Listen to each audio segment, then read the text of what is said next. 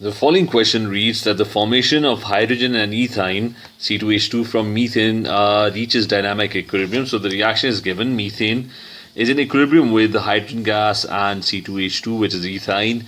And he's asking what are the units of Kc. Now, if we need to find the units of Kc, we first need to write the expression for Kc, which in this case is going to be, Kc is the ratio of the concentration of products, which in this case are H2. But since there are three H2 molecules being produced in the equation, so it's going to be cubed.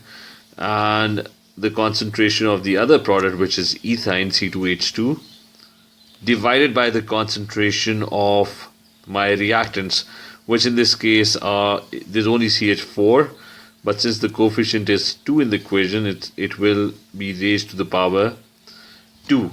So this is my expression for Kc. And since we are looking for the unit of Kc, so we need to find the units of Kc. The unit of concentration is mole per dm cube, so it's going to be mole per decimeter cube.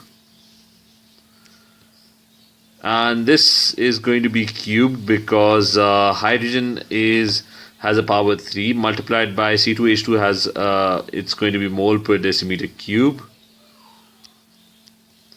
And then you're going to divide that by mole per decimeter cube, and this would be squared.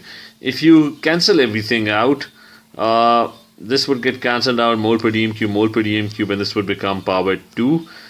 So all these would get cancelled out, and if you solve it, it's going to become mole squared divided by dm cubed. Dm cubed raised to the power 2 is going to be dm6. Or if I get rid of this slash sign, it's going to become mole squared and dm minus 6. So this is going to be the unit of Kc in this case, and this is going to be option B is going to be your correct option for this question.